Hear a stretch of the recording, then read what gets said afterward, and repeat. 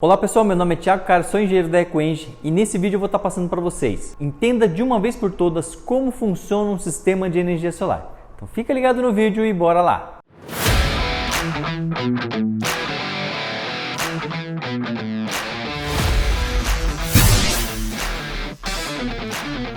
Então pessoal, nesse vídeo eu vou estar passando para vocês. Entenda de uma vez por todas como funciona um sistema de energia solar. Mas antes da gente começar esse vídeo, eu queria pedir para você já dar um curtir nesse vídeo. Se você já acompanha os nossos vídeos, já sabe que realmente esse vídeo vai ser de qualidade.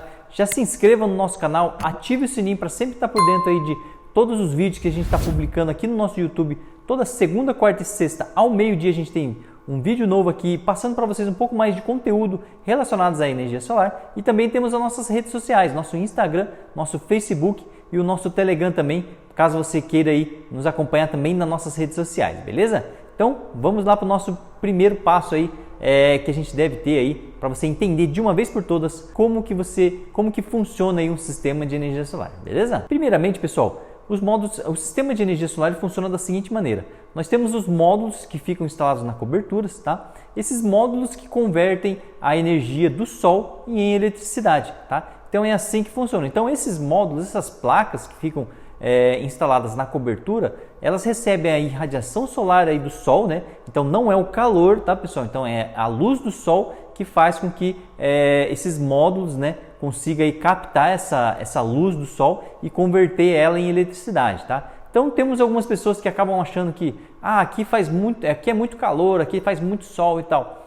Fazer muito sol realmente é muito bom, né? Realmente a gente acaba tendo muita luz do sol, tá? Agora, o calor, por ser um lugar quente, então ele não é positivo aí para a gente estar instalando um sistema de energia solar, tá? Lógico, todos os lugares têm os seus benefícios, né? Mas quanto maior é o calor, o calor nesse local, ele acaba esquentando mais esses módulos, tá? E os módulos, quando eles acabam esquentando mais, a gente tem uma perda por aquecimento, né? Então a gente acaba tendo uma perda de energia maior por conta desse calor.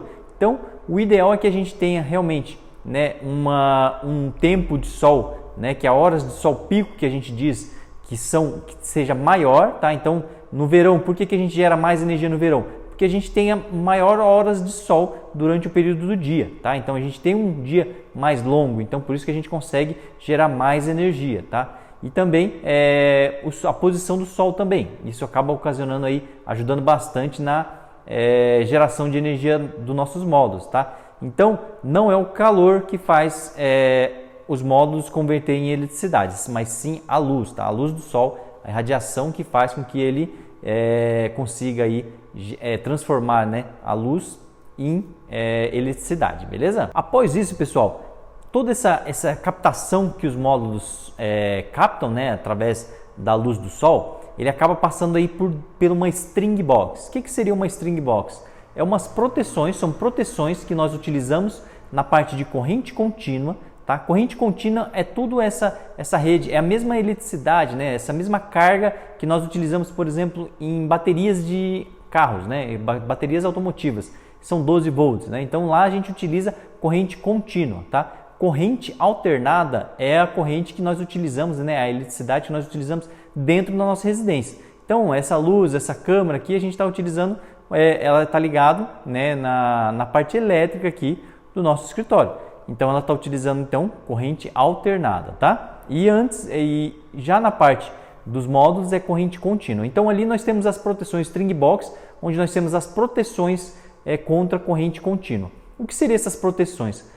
É o DPS, que é o dispositivo de proteção contra surtos. Então, no caso, se a gente sofrer algum raio, alguma coisa aqui nos nossos módulos, então ele acaba, esse equipamento, ele não queima os equipamentos fotovoltaicos, mas sim esse DPS, né, que ele é utilizado aí em caso de surtos. Então você acaba protegendo seus equipamentos para que ele não queime, para que ocorra alguma situação aí que possa estar prejudicando ou até pegando fogo nos seus equipamentos. Depois de ele passar pelos string box, que é as proteções, ele vai para o inversor. O que seria o inversor? O inversor é que ele converte. Então nós sabemos que nós tínhamos então corrente contínua, então ele passa pelo inversor, o inversor converte ele em corrente alternada para que a gente possa ligar na nossa residência, que é a energia que nós utilizamos, tá? Então por isso que nós temos esse inversor ou transformador, algumas pessoas também acabam dizendo isso. Então ele transforma a energia em corrente contínua e corrente alternada. Só que ele não é simplesmente um inversor que converte essa energia. Ele tem vários equipamentos internos dele, uma tecnologia bem avançada que você consegue daí monitorar o quanto que você gera de energia. Tem as proteções internas, dependendo aí do inversor, tem os DPS interno dele também, né, que é as proteções contra surto interno desses inversores. Nesse caso, você não tem a necessidade de colocar ele externamente, um string box, você pode deixar ele dentro do seu inversor mesmo. Nós sempre aconselhamos colocar ele externo, porque caso tenha alguma coisa, a facilidade de manutenção e até se ocorrer alguma coisa de queimar um DPS, alguma coisa do tipo, fica mais fácil quando ele está externo, tá? Daí você não precisa abrir o inversor para trocar. Então nós temos isso daí. Então o inversor, ele é o que converte a corrente contínua para a corrente alternada para utilizarmos aí dentro das nossas residências. Então, pessoal, a partir do momento que ele passa pelo inversor, então nós utilizamos daí uma proteções contra na corrente alternada, tá? Então também temos ali o DPS na corrente alternada. Ah, mas para que seria esse DPS? É em casos que se a gente sofrer algum surto na rede da concessionária, ele não vai afetar os equipamentos. Então, para isso que nós temos o DPS na parte da corrente alternada, junto com o disjuntor, que é para a gente poder ligar e desligar os equipamentos. Então, a gente tem proteção tanto na corrente alternada quanto na corrente contínua, tá? Já vimos, pessoal, algumas instalações onde eles não utilizaram esse tipo de proteção. Então, é muito importante que vocês utilizem esse tipo de proteção, tanto na corrente contínua quanto na corrente alternada, beleza? Depois disso, a gente entendeu um pouco mais como que funciona, né? Através dos módulos, ele passa pelo string box, que é as proteções, ele vem para o inversor, converte corrente contínua para corrente alternada, depois ele passa pelo DPS e um disjuntor da corrente alternada, e aí sim ele é ligado na nossa rede da concessionária. Então a gente entendeu como que funciona, né, o passo a passo ali através dos módulos até ligar na rede da nossa residência, beleza? Agora, pessoal, a dúvida que muitos de vocês às vezes acabam nos perguntando e às vezes está iniciando não sabem, é o seguinte: eles ficam preocupados em saber o que é o quilowatt pico. Quando eu vou fazer um orçamento, eu vou fazer um orçamento para o meu cliente, o meu fornecedor pede, tá, e qual é a potência do sistema que você precisa? Então, pessoal, esse quilowatt pico, ele não ele é a somatória, tá? A multiplicação no caso, você vai fazer a somatória dos módulos, tá? Multiplicado pela potência. Então, se eu tenho 10 módulos de 400 watts, tá? Então eu vou ter 4 kW pico de módulos fotovoltaicos, tá? Então, quando você for fazer um levantamento, um orçamento com o seu fornecedor, você deve levar em consideração a multiplicação, então, da potência dos módulos com a quantidade que você tem, tá? E não a potência do seu inversor, entendeu? Então, por exemplo, se eu tenho 1 kW, vamos dar exemplo como esse que eu te passei agora. São 10 módulos de 400 watts. Então, eu tenho 4 kW pico de inversor, tá? E aí, eu vou colocar um inversor de 3 kW que ele já atenderia essa demanda, 3 ou 4 kW, eu não sei bem qual que é o que vai dar, depende do seu fornecedor, mas vamos considerar então que é um inversor de 3 kW. Então, eu não vou passar para o meu fornecedor a potência de 3 kW, mas sim de 4 kW pico, e ele vai fazer para você já dimensionar, vai passar para você já, para atender esses 4 kW pico de módulos, um inversor de 3 kW te atenderia, tá? Então é importante que vocês saibam então quilowatt pico dos módulos para você poder passar para o seu fornecedor e ele está montando um orçamento para você, beleza? Outra situação também, pessoal, overload. O que seria os overload? Então tem muitas pessoas que ficam nessa dúvida, mas o que é o overload? Como que eu calculo esse overload? Como eu sei qual é o overload que eu posso estar utilizando no meu inversor? Basicamente assim, pessoal, overload é o que a gente consegue colocar a mais de potência que o meu módulo, que o meu inversor pode suportar, tá? Então vamos considerar o seguinte, eu tenho um inversor de 3 kW, porém, se eu colocar 4 kW pico nos módulos, então ele é maior do que o meu inversor tem capacidade. Lógico, daí temos mais as perdas e tudo mais, tá? Mas vamos considerar, sem considerar essas perdas, tá? Então nós temos 4 kW. Então, o meu inversor de 3, por que ele consegue atender esses 4 kW pico sendo que ele é menor, tá? Então a gente tem um overload, então a gente pode trabalhar com uma porcentagem em cima da potência que o inversor possui, tá? Isso, pessoal, quem define é o próprio fabricante dos inversores, tá? Então, os inversores, se ele tem 3 kWp, o seu fornecedor vai poder te dizer, ó, você pode trabalhar com overload de 20%, você pode trabalhar com overload de 30% e tem inversores aí que você pode trabalhar com overload até 50% em cima dessa potência do seu inversor, tá? Então, quem passa isso para vocês, quem que passa qual que é o overload, é o próprio fabricante, né? Ou através do datasheet do inversor, lá ele vai estar dizendo para você, ó, você pode utilizar aí 20%, 30% ou até 50% aí da capacidade que o inversor tem, beleza? Aí, pessoal, nós entramos. Então, quais os tipos de inversores que nós temos? Nós temos os principais, tá? Vou passar os principais para vocês que nós temos hoje.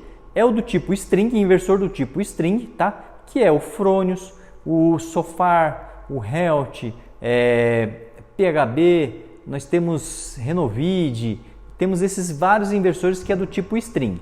Nós temos também os inversores microinversores. Nós temos também da Renovid, da DE, AP System, Home Wireless. Então nós temos vários tipos de microinversores também, tá, pessoal? Então vocês podem estar utilizando esses dois tipos também. E nós temos também o que utiliza otimizadores, que é o SolarEdge, tá? Então esse SolarEdge também, ele é basicamente a composição desses dois sistemas, do microinversor do string, em um só, tá? Então cada um tem o seu benefício, cada um tem a sua garantia, a sua vida útil, tá? Então os preços cada vez também eles alteram de acordo com o tipo de sistema que você vai estar utilizando. Então é importante que você saiba que existem esses três tipos que são os mais comercializados, tá? Depois nós temos off-grid, temos híbrido, temos outros tipos de inversores também, mas os principais aí para você que está iniciando é importante que você saiba esses três. Depois, pessoal, é importante que vocês saibam quais os tipos de fixação. Então nós temos aí vários tipos de coberturas. Então nós temos colonial, dentro da colonial nós temos a romana e a portuguesa, porque depende da cobertura, da telha, né?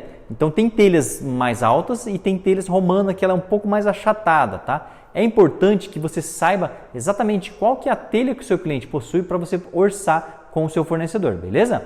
Porque o que pode acontecer? Se você está utilizando uma telha colonial no seu cliente e você comprou uma estrutura romana que ela é mais baixinha, a altura não vai dar certo ali na onda da telha colonial, tá? E vice-versa também. Se você tem uma romana na casa do seu cliente, você comprou uma colonial, ele vai ficar muito alto e não vai dar o aperto que você deveria ter ali para colocar a estrutura, para fixar a estrutura, beleza? Então é importante que vocês analisem isso. Depois disso nós temos de fibrocimento, tá? Nós temos também de telha de aluzinco. Aí temos dentro da telha de aluzinco, nós temos estrutura de madeira ou estrutura metálica. Nós temos também de telha de aluzinco com perfis de 50 cm ou 55 cm, que são pequenos perfis que são parafusados diretamente na telha de aluzinco, tá? Nós temos estrutura de laje, nós temos estrutura de solo. Então é importante, pessoal, que você analise isso. Por quê? Não adianta você simplesmente orçar uma única estrutura para todos os seus clientes e depois, na hora de fechar o kit, querer readequar de acordo com a necessidade aí do seu cliente. Por quê? Quando você vai fazer um orçamento, quando você compra o colonial, ele é mais barato que, por exemplo, do aluzinco, tá? Do perfil 50 cm, 55 cm.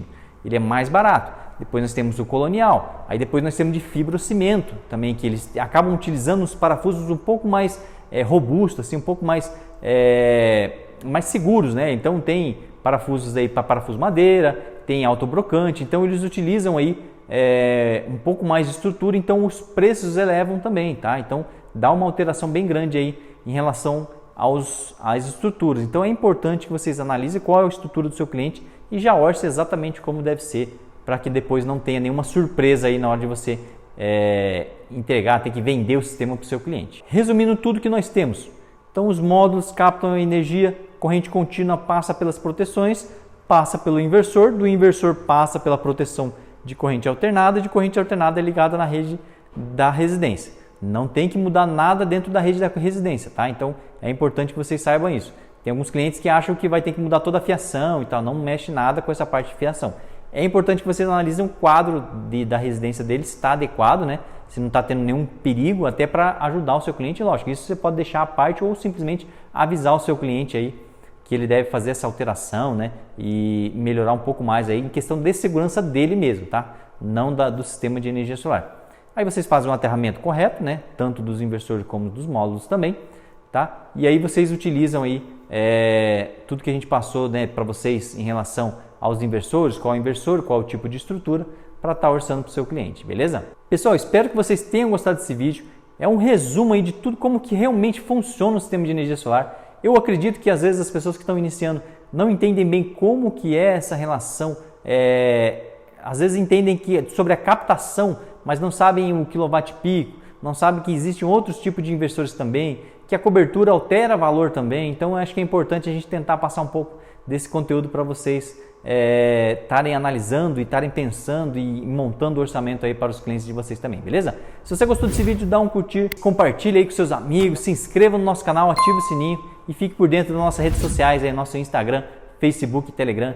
Nós somos da EcoEnergy, nós trabalhamos também com cursos para quem quer empreender nesse mercado de energia solar. No momento nós estamos com as matrículas fechadas, mas em breve aí, se você quer acompanhar a gente, você que está acompanhando a gente aí, então fica ligado aí nas nossas redes sociais, que a gente sempre está passando aí informações relacionadas aos nossos cursos, beleza? Então valeu pessoal, obrigado aí por vocês terem assistido esse vídeo e até a próxima. Tchau!